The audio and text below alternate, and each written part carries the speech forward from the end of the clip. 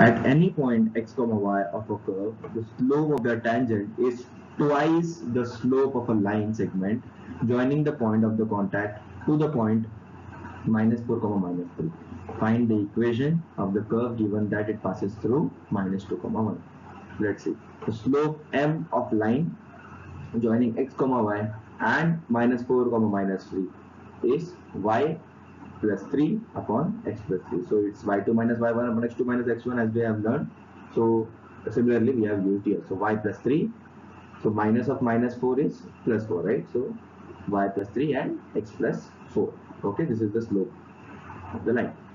According to the question, the slope of the tangent, that is dy by dx, is twice the slope of the line, is equal to 2 into y plus 3 upon x plus 4. So integrating, putting the dx values, dx term on the right hand side and dy term on the left hand side.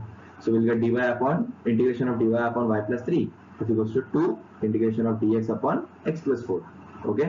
So integration of 1 upon y plus 3 dy will be log y plus 3 plus 2 as it is log x plus 4 plus log k. Using the property of log, we'll have y plus 3 plus x plus 4 the whole square into k. Okay, so basically they have just put this 2 on the power of x plus 4 by using the logs property, and then they have, as it is a plus sign, so they have multiplied this, and then basically they have cancelled out the logs. Okay, so this is what we have right now. So now we have to find the value of k.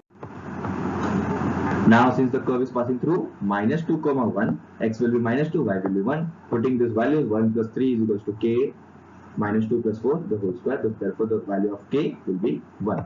Putting the value of k, we get y plus 3 is equals to x plus 4 the whole square.